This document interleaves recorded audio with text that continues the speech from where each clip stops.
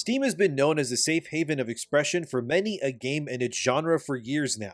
You can find pretty much anything on Steam, from action RPGs to horrors, life sims, or visual novels. But today there's been an attack on a game that is being considered by activist groups to be too deplorable to be allowed to exist at all on the platform. And it's going to be hard to talk about because, well, this is YouTube. The game in question is named No Mercy. It's a Steam game some are saying is so depraved it's got the morality police raiding the digital shelves to remove it.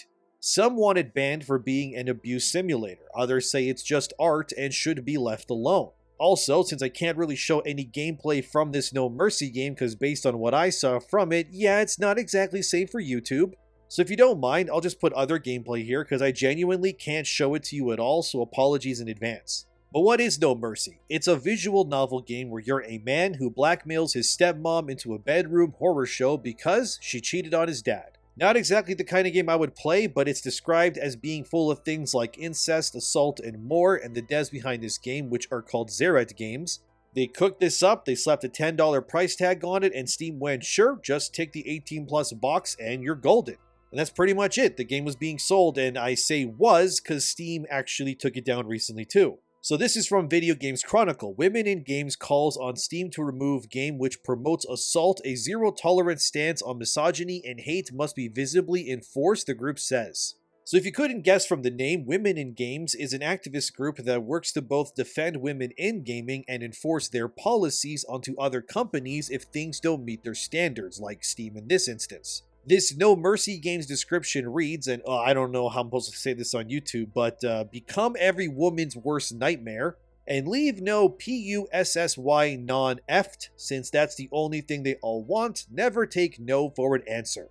It further describes itself as graphically contains sex and violence, mature language, nudity, graphic depictions of oral, vaginal, and other sexual activities, and includes incest, blackmail, unavoidable non-consensual sex, as well as the use of drugs, alcohol, and cigarettes. So Women in Gaming urged Steam to remove the game, claiming its existence would cause men to see women as less than human if they played the game.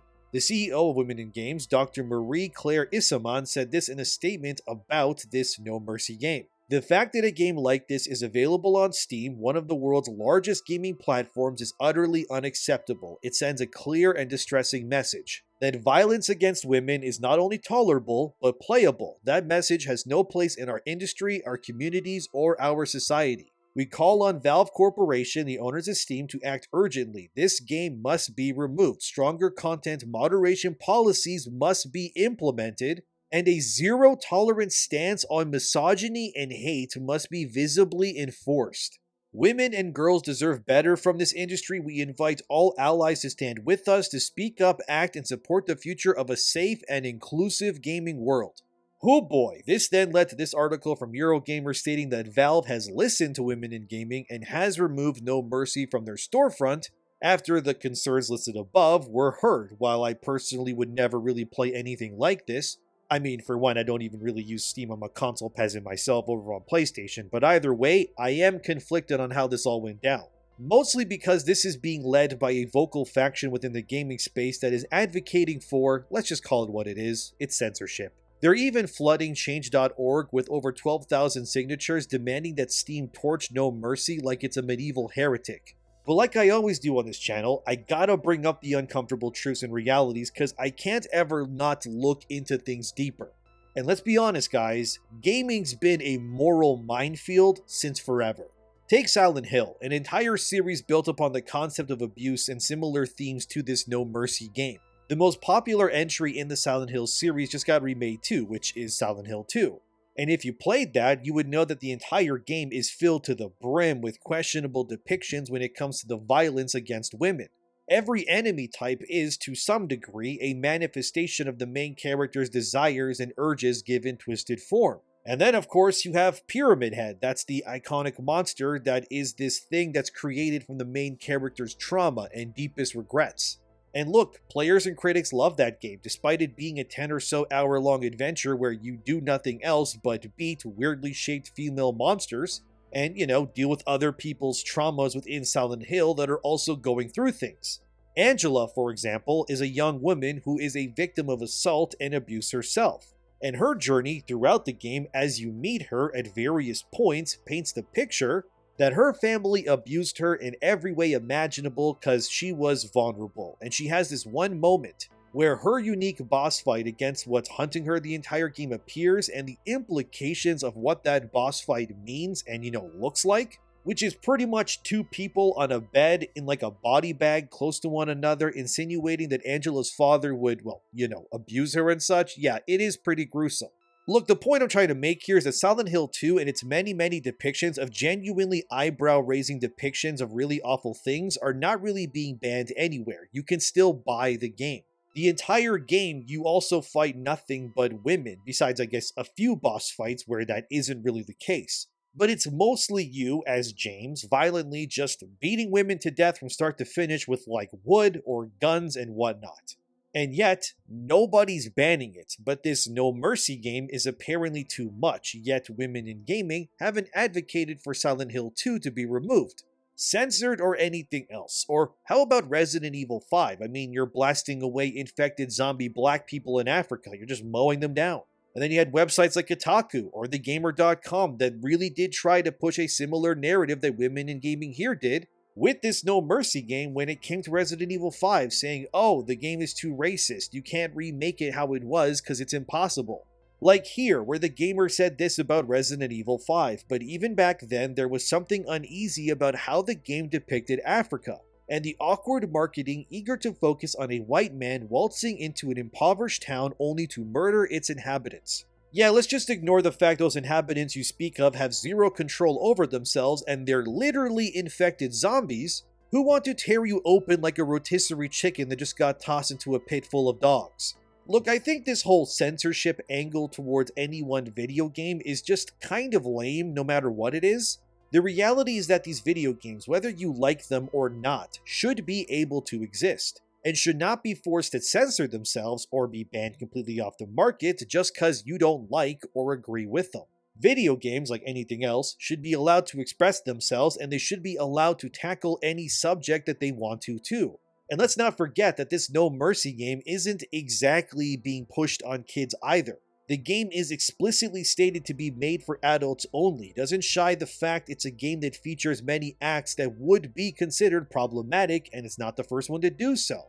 It would be one thing, okay, if No Mercy advertised itself as a game that was made for kids and then you would buy it, and then it would end up just pulling the rug from underneath you and said, psych, now you gotta start choking and slapping women. Yeah, okay, that wouldn't be good. But if we're going to be okay with Silent Hill 2's remake or Resident Evil 5 just existing because games journalists never apply their outrage effectively ever, I mean, when was the last time you heard one of these websites complain that you can shoot a white zombie in a Resident Evil game? Oh, never. Well, imagine that. Then I would say despite this No Mercy game making places like women in gaming uncomfortable, what they are doing, we just gotta call it what it is censorship.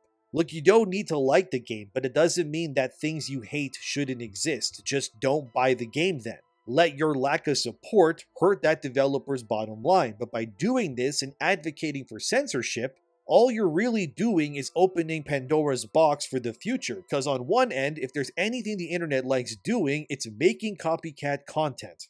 And I would wager you're just going to embolden more people to make games like it as a big FU to places like women in gaming. But more so, my issue with this isn't whether the game is good or not. I'm not really going to play it. I mean, I can't anyway. It's off Steam anyways. I just don't like the idea of censorship really in any form. And let's be real, that's what this is really about. We all know that violence in video games does not cause upticks in crime or anything in young men especially. It doesn't. Sure, the media did try pushing the idea that games like GTA or Manhunt would lead to mass shootings, yet they never did. The actual reason why you have those sorts of tragic events is because the establishments meant to nurture these young people have clearly failed them. Whether it's teachers refusing to listen to the pleas of their students or parents that are enabling their kids to bully others. Yeah, raise your kids to not be morons, that goes without saying, but blaming something on video games or a movie is what it's always going to be. It's convenient scapegoating. And by censoring a game like this, you've now brought attention to it and games like it, so now more people will just seek out these sorts of experiences, not because they necessarily want to. but because you decided whatever was in that game to be so nuclear levels of problematic that you moved heaven and earth to remove it completely. And frankly, out of all of this, I'm mostly just disappointed in Steam because this means in this instance, they actually bent the knee. And Steam's no stranger to being in the hot seat either, and Valve's probably used to playing their favorite game of corporate dodgeball with activists all the time already. If you didn't know, Steam has a very hands-off policy. Upload what you want, tag it adult, and then they will leave you alone. I mean, No Mercy isn't even their first rodeo. You had other games like RAPE Day in 2019 as well. Same kind of idea here. It was an abuse sim vibe kind of game. Same outrage, same last-minute yank after the mob got too loud about it. But I think what this sort of thing does ultimately is show these activists that if they make enough noise, if they pull the right levers, that even untouchable juggernauts like Steam and Valve will be forced to listen to them. And I think this is what will be the ultimate lesson, so to speak, from all of this. This won't tell women in gaming anything, but that they now have the power to make Gabe Newell and his company kneel to their demands as long as they scare them enough. And my question is, when and where does this scare tactics way of silencing what you don't like end?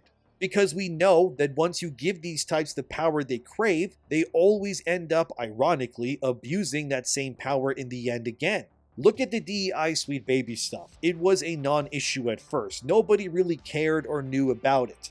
But then it was left to fester. And then when the games that it was a part of re-emerged after being finished, the industry ended up losing hundreds of millions of dollars and franchises were ruined and fans were pissed. The point here is that I'm seeing a pattern. I'm seeing companies that should never bow down to activists doing exactly what they shouldn't be doing ever here too. Is this No Mercy game immoral or bad?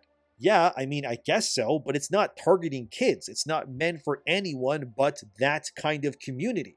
But if we allow people to dictate what is right and what is wrong and give them complete oversight over everything like this, then in theory, they could get anything removed or banned that they don't like or agree with. I should probably also bring it to your attention that women in games aren't exactly doing this out of the goodness of their hearts either.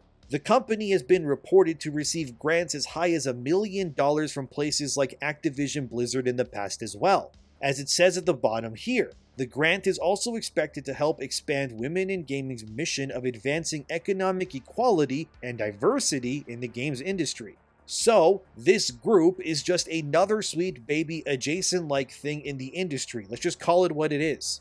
It's another place where these sorts of activists get together, they create problems for the industry, which then spooks higher-ups, into now believing that there's a problem that needs fixing. And then they, like Sweet Baby, offer the solution to the problem they bring to light themselves and then profit off the resolutions they bring to these spaces and they benefit from it. It's just like Anita Sarkeesian and the whole feminist frequency stuff and all the other groups too. None of these problems would technically exist if these grifting companies never came into existence. If women wanted to get into gaming like they have in any other industry, they would just go into it and blaze their own trails like they used to. There's plenty of women in video games that do great work. Even Yoko Shimomura recently got a Lifetime Award from the BAFTAs too. She's the composer of the entire Kingdom Hearts series, as well as games like Final Fantasy, Legend of Mana, Super Mario RPG, and more. And being a woman in video games is not an issue. If anything, people want more women in video games working there. But the issue is that the women that seem to come into video games, they have a tendency to want to change how things are because they can't seem to help themselves. It's sort of like when you were younger and if your mom came into your room or your family members were like visiting your house, and how they would immediately start telling you how, oh, you should do this with your room, you should move this, point to that, paint this, why is that there? This will look better if you did this instead. Women, for whatever reason, have this tendency to want to change things even if they don't live in that space per se. And when you take that mentality and then you apply it to games, it starts to make a lot more sense. So when I look at this women in gaming, all I see is another sweet feminist baby frequency-like company. A place that is full of people who won't necessarily fix the problems you have at your company, but they will fix it in a way they want, just enough but leave some errors, so they can just, come back later and then demand more money to keep fixing the problems that they now, just keep seeming to create themselves. Look, had women in gaming said nothing about this No Mercy game, nobody would even know that the game exists. Let's be honest. There's plenty of visual novel games that are adult themed on Steam right now, yet nobody seems to either know about them or care really at all. And with Steam now doing what they've done, what happens next? What else are they going to complain about? Enter another space and then start demanding that you rearrange the furniture or do this because they think their way is law. Haven't we already gone through enough with these types of groups ruining video games in the past? After all, the issues they themselves created destroyed all of your favorite franchises already. And now you're telling me that companies like Steam are still listening to them as if they even know what they were talking about in the first place. Are we being serious here? It's like if I said that we should ban Dragon Age Veilguard because it promotes transgender ideology to anyone who plays it. But I guess that's a good thing in these activist groups' eyes, even though it does literally do that. But make a game that is adult themed and costs money and they, lose their minds? What are we even doing? Don't parental controls exist on Steam? Couldn't you just lock your kid's account to not buy these sorts of games without your permission anyways? And if people are buying it willingly, then they are of a legal age, right? What difference is them buying this game than them consuming you-know-what online? Ultimately, Steam's a platform, okay? It's not your priest. They're not here to save your soul. They're here to sell video games. Australia and Canada already geo-blocked this No Mercy game. But as of April 9, 2025 at least, the UK's still debating while Valve sips coffee and just counts their money. I guess freedom's cool until it's a PR nightmare.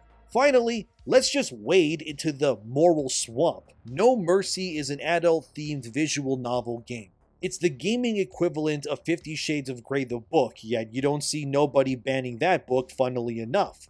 But let's be real, guys, gaming's been problematic since forever. From Silent Hill fetishizing violence against women and having boss fights of literal you-know-what happening, or games like Outlast 2, which has entire subplots about adults abusing minors, yet that game is still available and nobody really seems to mind. What about Assassin's Creed Shadows and how you can play Yasuke, a black samurai, who just goes around slicing Japanese dudes left and right? Nobody's banning that for cultural insensitivity, so where's the line exactly here? The point of all of this is that we are drowning in hypocrisy here. No Mercy gets the ban hammer because it's explicit and it's indie, so that means it's easy prey. But AAA games, with their big budgets and their slick PR, they just skate by the worst skeletons in their closets instead. If we are censoring stuff for abuse, why stop there? Why aren't you banning GTA for glorifying crime? Why aren't you banning Mortal Kombat for also violence against women and, ripping people's spines out? Or, crazy thought, I know, but let me just say this, let players decide what's too far for themselves. Starve the trash games out. Why does Steam gotta play morality cop when we, as the consumers, have our own brains that can decide this for us already? Yet the ban crowd's not gonna slow down. They have the numbers, they have the passion, and unfortunately, they have a megaphone. But here's the kicker. Every game's offensive to someone, so who picks the guillotine list? You, me, the Twitter mob? That's the question I want to leave you with on this whole topic, which is, where do you draw the line personally? Let me know in the comments. Thanks for watching. I'm not defending No Mercy per se, I'm more so just defending the idea that censorship in all its forms is bad, and hopefully people can understand that. But subscribe if you'd like, and take care of yourselves, and I'll see you guys in the next one.